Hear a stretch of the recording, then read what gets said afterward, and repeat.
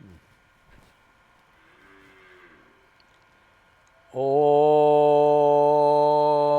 नमो नारायणाय ॐ नमो नारायणाय ॐ नमो नारायणाय ॐ शान्ति शान्ति शान्तिः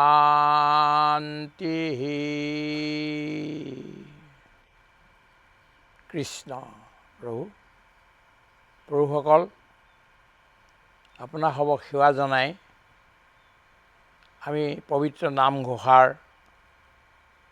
এজনা ঘোষাৰ বিবেচন আপোনাক সবৰ সন্মুখত নিবেদন কৰিব খুজিছোঁ।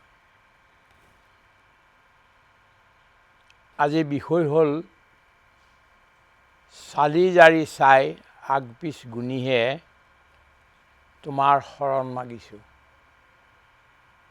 চালি জাৰি চাই আগপিছ গুণিহে তোমাৰ চৰণ মাগিছোঁ। Examining pros and cons after deep deliberation, I am taking refuge in thy feet, my Lord. Examining pros and cons after deep deliberation, I am seeking refuge in thy feet, my Lord. Prabhu Bhagavanta Ananta Ishvara Prapanna Janatarana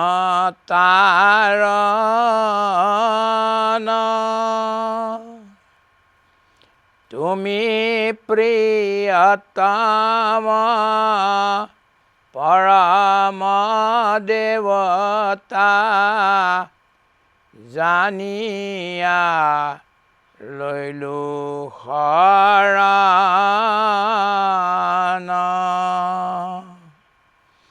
Tumi Priyatama Parama Devata Janiya Loilu Harana Krishna. Ghosha number 187 187।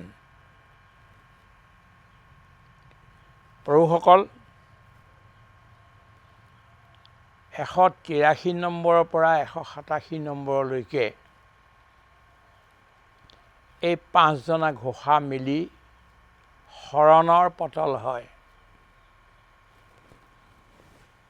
শৰণৰ কেইবাটাও অৱস্থা আমি পামগৈ। তাৰ ভিতৰত আমাৰ ভক্তসকলে জনগণে বা আইসকলে বা আৰ্ত লোকসকলে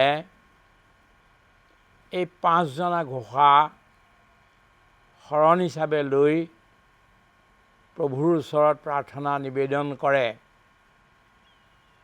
আৰু বৰ ভক্তি ভাৱনাৰে তেখেতসকলে এই নিবেদনটো কৰে। শুনিয়েই খুব ভাল লাগে। কিয় আমি শৰণ ল'ব লাগে তাৰ কেইবাটাও কাৰণ মহাপুৰুষ মাধৱদেৱে দিছে। প্ৰথম হ'ল মোক দাস কৰি লোৱা। আমি এইটো ক'ত পালোঁ? 183 নম্বৰৰ যিজনা ঘোষা তাত পালোঁ যে মোক দাস কৰি লোৱা। তাৰ কাৰণে মই তোমাৰ শৰণলৈ আহিছোঁ। দ্বিতীয়ত 184 নম্বৰত কৈছে যে মোক মায়াৰ পৰা নিগ্ৰহ কৰা, বচাই দিয়া তুমি প্ৰভু। বৰ কঠিন মায়াতৰণ হোৱাটো বৰ দুষ্টৰা মায়া। গতিকে মই তোমাৰ শৰণলৈ আহিছোঁ, তুমি এই মায়াক নিবাৰণ কৰি দিয়া। 85 নম্বৰত ক'লে যে হে প্ৰভু, মই তোমাৰ সেৱা একো নাজানো। সংসাৰৰ এই সাধাৰণ কথাবিলাক, যিবিলাক কথাৰ কোনো লাভ নাই, তেনেকুৱা বহু কথা জানো। বেলেগ বেলেগ সংগতিত পৰি বেলেগ বেলেগ কথা জানিলোঁ, যিবিলাকে মোক সংসাৰত বান্ধিবহে। কিন্তু সেইবিলাক কথা মই এতিয়া বুজি পাই লৈ তোমাৰ সেৱা নাজানো কাৰণে মই তোমাৰ দাস হৈ তোমাৰ সেৱক হ'ব খুজিছোঁ। সেইকাৰণে তুমি মোক শৰণ দিয়া। আৰু 84 নম্বৰত ক'লে যে তোমাৰ চৰণৰ তলৰ যি মকৰন্দ আছে, মধু মকৰন্দ, তাৰ আশাত মই শৰণ লৈছোঁ। সেই আশা মোৰ তুমি পূৰ্ণ কৰা। আৰু শেষত তেওঁ ক'লেগৈ যে তুমি মোৰ প্ৰিয়তম। 187ত ক'লে যে তুমি প্ৰিয়তম আত্মা। ইয়াতকৈ প্ৰিয়তম আৰু কোনো নাই, শেষৰ প্ৰিয়তম তুমি। গতিকে তোমাৰ প্ৰিয়তম বুলি বুজি পেলাই মোৰ তুমি স্বামী হয়, মোৰ তুমি গৰাকী হয়, মোক তুমি আগে পিছে থাকি লৈ ফুৰিছা, হৃদয়ত থাকি মোক চলাই লৈ ফুৰিছা। সেইকাৰণে তোমাৰ চৰণত মই শৰণ লৈছোঁ। এই 5টা কাৰণ আমাক দিছে, আৰু 5টা কাৰণত 5 জোপা ঘোষা লিখি উলিয়াইছে। আৰু জনগণই এই 5 জোপা ঘোষাত নিজক বহুত শান্তি লাভ কৰে এইটোত, আৰু ভগৱানক কি অৰ্পণ কৰিব, সেইকাৰণে এই 5 জোপা ঘোষা শৰণৰ পতল হিচাপে গাই নিজক সমৰ্পণ কৰে। প্ৰভু ভগৱন্ত, কোনোবা হ'ল নাথৱন্ত, কোনোবা হ'ল ধনৱন্ত, কোনোবা হ'ল লোকৱন্ত, কিন্তু ভগৱান হ'ল ভগৱন্ত। ভগৱানে 6 প্ৰকাৰৰ গুণৰ দ্বাৰা যুক্ত, এইকাৰণে ভগৱন্ত।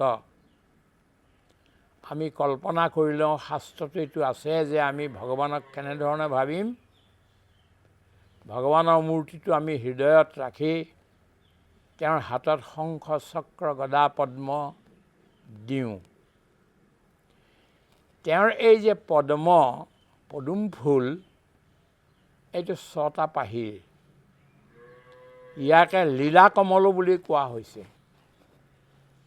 এই লীলা কমলৰ দ্বাৰা ভগৱন্তই গোটেই সংসাৰত বিশ্ব ব্ৰহ্মাণ্ডত লীলা কৰে। আৰু এই লীলা কমলৰ দ্বাৰাইহে নাভিৰ পৰা সেই কমল উলিয়াই তেওঁ ব্ৰহ্মাক সৃজন কৰিলে, আৰু ব্ৰহ্মাই সৃষ্টি নিৰ্মাণ কৰিলে। ছপা ফুলনো কি? ঐশ্বৰ্য, সৌন্দৰ্য, বৈৰাগ্য, বল, বিক্ৰম আৰু মহিমা। কিছুৱে এইধৰণেও কয়, কোনো কোনো শাস্ত্ৰত ঐশ্বৰ্য, বৈৰাগ্য, সৌন্দৰ্য, যশ, ধৰ্ম আৰু জ্ঞান। যিটোৱে লগ, কিন্তু গোটেইবিলাকৰ অৰ্থ একেটাই হয়। এই 6টা ভগৰ দ্বাৰা, ভগ মানে গুণৰ দ্বাৰা যুক্ত। 6টা গুণৰ দ্বাৰা যুক্ত এই যিকেইটা গুণৰ বিষয়ে কোৱা হ'ল, সম্পূৰ্ণ কোনো ব্যক্তিতে, কোনো জীৱতে, কোনো দেৱতাতে নাই। ব্ৰহ্মাৰ হাতত হয়তো এই 6টাৰ ভিতৰত এটা ভগ আছে, এটা গুণ। ইন্দ্ৰ, চন্দ্ৰ আদি দেৱতাসকলৰ মাজত আধা আধা আছে। মানৱৰ মাজত যিসকল মহাপুৰুষ হয়, তেওঁলোকৰ 1টাৰ 4 ভাগৰে ভাগ আছে। মহাপুৰুষসকলৰ 1টা গুণৰ ভিতৰত 4 ভাগৰে ভাগ ইন্দ্ৰচন্দ্ৰ দেৱ দেৱী আদি এইসকলৰ ভিতৰত আধা ব্ৰহ্মাৰ ভিতৰত এটা গুণ আছে, বাকী 5টা নাই। কিন্তু এই চাৰিওটাৰে যুক্ত হৈ তুমি সম্পূৰ্ণ আৰু পৰিপূৰ্ণ ব্ৰহ্ম, তুমি পৰিপূৰ্ণ ভগৱন্ত হ'লা। এই 6টা ভগ তুমি ধাৰণ কৰি লীলা কমলৰ দ্বাৰা বিশ্ব ব্ৰহ্মাণ্ডত লীলা ৰচি থাকা, আৰু তুমি ভক্তৰ কাৰণে ভগৱান, জ্ঞানীসকলৰ কাৰণে ব্ৰহ্ম, যোগীসকলৰ কাৰণে পৰমাত্মা, সাধাৰণ জীৱৰ কাৰণে ঈশ্বৰ, কিন্তু ভক্তসকলৰ কাৰণে তুমি ভগৱান। হে ভগৱান, তুমিয়ে অনন্ত ঈশ্বৰ। তোমাৰ ঈশ্বৰত্ব যে লীলা, এইটো কোনো দিনাখন কেতিয়াও অন্ত নপৰেগৈ গৈ। তোমাৰ নামৰো অন্ত নাই। এক নাম, অষ্টনাম, অষ্টোত্তৰ শতনাম, বিষ্ণু সহস্ৰনাম, তাৰপিছত অনামী অনন্ত নাম, তেওঁৰ নামৰ সীমা নাই, অনন্ত নাম, আৰু শেষত গৈ তুমি অনামীও। গতিকে তুমি অনন্ত। ভগৱন্ত হোৱাৰ কাৰণে তুমি ঈশ্বৰ আৰু তুমি অনন্ত। যিমানবিলাক জীৱ আছে সংসাৰত, স্থূল সূক্ষ্ম, সকলোৰে অধিকাৰী হোৱাৰ কাৰণে তোমাক পাৰ্চনেল গড, ব্যক্তিগত ঈশ্বৰ হিচাপে লোৱাৰ কাৰণে তুমি ঈশ্বৰো এনেকুৱা এজন হ'ল। তুমি কেনেকুৱা? প্ৰপন্ন জনতাৰণ। শৰণাগত মই হ'ব পাৰোঁ, কিন্তু প্ৰপন্ন মই নহ'বও পাৰোঁ। প্ৰপন্ন মানে দৰখাস্তখন দিয়া হ'ল ৰজাক বা ডাঙৰ অধিকাৰীক। দৰখাস্তখন দিলোঁ, কিবা এটা বিচাৰিলোঁ, মোৰ ফালৰ পৰা কাম হ'ল। কিন্তু সেই অধিকাৰীজনৰ পৰা বা ডাঙৰ ৰজাৰ পৰা কিবা অনুগ্ৰহ আহিলেনে নাই, আশ্বাস আহিলেনে নাই? যদি আশ্বাস আহিছে, তেতিয়াহ'লে প্ৰপন্ন হ'লোঁ মই। শৰণাগত হ'ব পাৰি, কিন্তু প্ৰপন্ন হোৱা বৰ টান। প্ৰপন্ন হ'বলৈ হ'লে তেওঁৰ পৰা আহিব লাগিব। হাঁহটো তেওঁৰ ফালৰ পৰা আহিব লাগিব, পজিটিভ একচেপ্টেঞ্চ তেওঁৰ পৰা হ'ব লাগিব। ভগৱানৰ চৰণত আমি হাত ৰাখিলোঁ, কিন্তু ভগৱন্তই গ্ৰহণ কৰিছে বা নাই? ভগৱন্তই যেতিয়া আমাৰ হাতত ভৰি দি আমাক ইংগিত দিব যে মই তোমাক গ্ৰহণ কৰিছোঁ, তেতিয়াহে মই প্ৰপন্ন হ'লোঁ। প্ৰপন্ন জনতাৰণ। যদি এবাৰ ভগৱন্তই আমাক গ্ৰহণ কৰিলে, তেতিয়াহ'লে আমাৰ সংসাৰ তৰণ হৈ গ'ল বুলি আমি ভাবিব পাৰোঁ। যে আজি নহ'লেও কালিলৈ ভগৱানে যিটো আশ্বাস দিলে, এই আশ্বাস কেতিয়াও বিফলে যাব নোৱাৰে, ই সফলেই হ'ব। সেইকাৰণে প্ৰপন্ন জনতাৰণ বুলি কোৱা হ'ল। তুমি প্ৰিয়তম। এতিয়া বৃহদাৰণ্যক উপনিষদত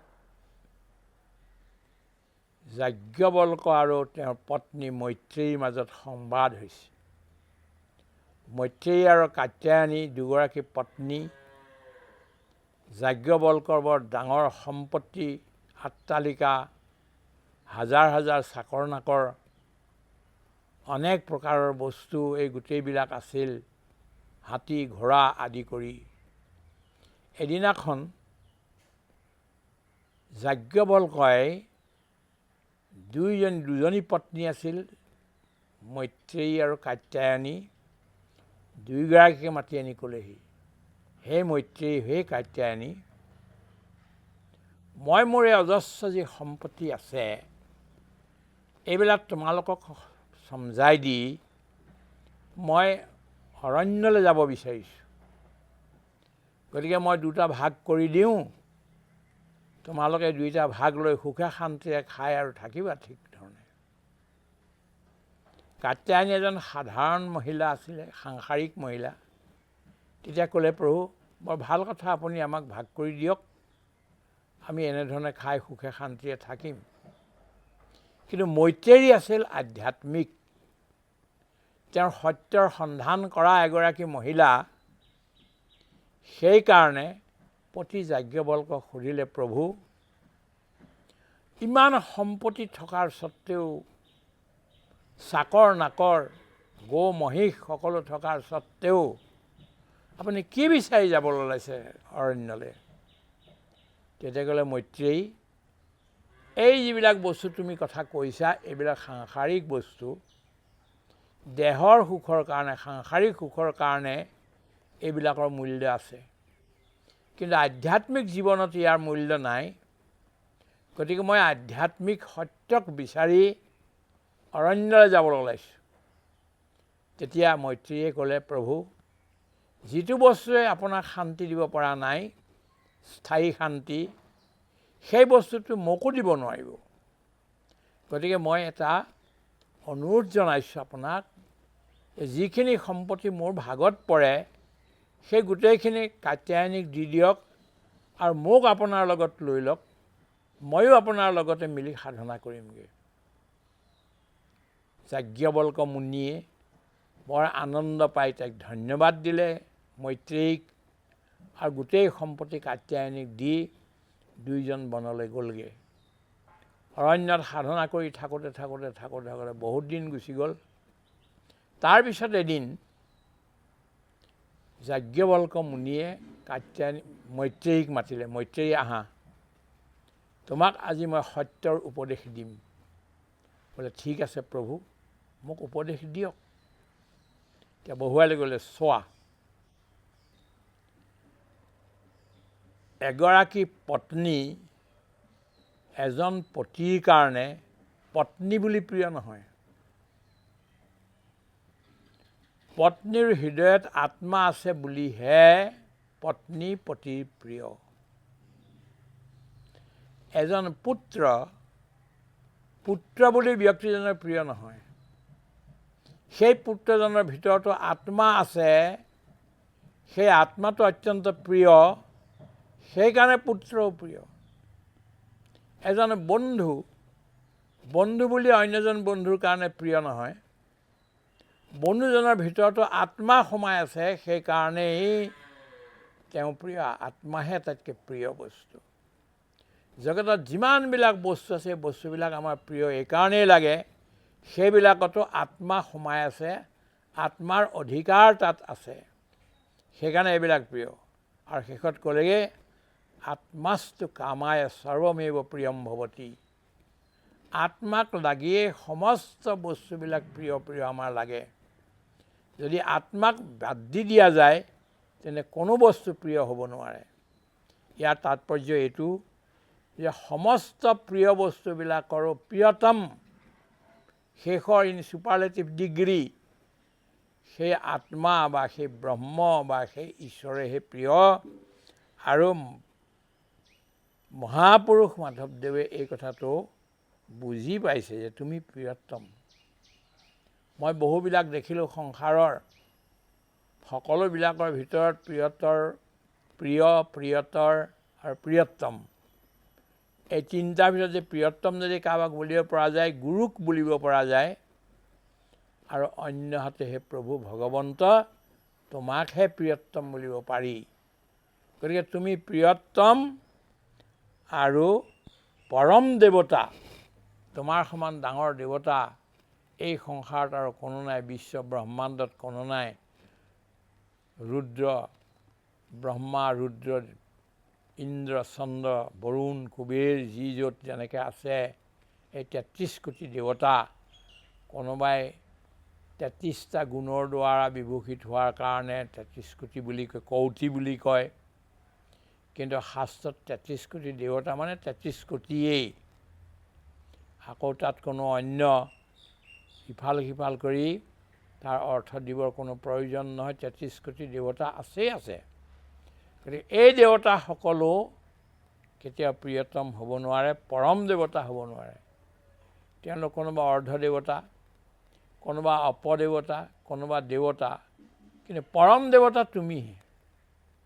এই কথাটো জানি মই লাষ্টত এইটো জানিলোঁ, তুমি প্ৰিয়তম পৰম দেৱতা। এইটো জানি মই তোমাৰ চৰণত শৰণলৈ আহিছোঁ। প্ৰভু, মোক তুমি বিমুখ নকৰিবা। মোক সংসাৰৰ কোনো সম্পত্তি, কোনো ক্ষমতা, কোনো অধিকাৰ, কোনো প্ৰতিপত্তি, প্ৰতিষ্ঠা এই একোকেই নালাগে। কেৱল তোমাৰ চৰণত শৰণ দি মোক তোমাৰ দাস কৰি লৈ মোক ধন্য ধন্য কৰা, এই মানৱ জীৱন পোৱাৰ কাৰণটো সাৰ্থক কৰি দিয়া। মোৰ জীৱনটো ব্যৰ্থ হ'বলৈ নিদিবা। মোৰ জীৱনটো অৰ্থপূৰ্ণ হ'ব লাগে আৰু মোৰ জীৱনটো পৰিপূৰ্ণ হ'ব লাগে। সেইটো পৰিপূৰ্ণ তেতিয়া হ'ব যেতিয়া তুমি মোক নিজৰ বুলি গ্ৰহণ কৰিবা। তুমি প্ৰপন্ন জনতাৰণ, মই তোমাৰ প্ৰপন্ন শিষ্য হ'বলৈ বিচাৰিছোঁ আৰু সেনেধৰণে তুমি কৰিবা। এই অৰ্জুনকো তুমি এনেধৰণে কৰিছিলা, সাধিমাম ত্বাম প্ৰপন্নম।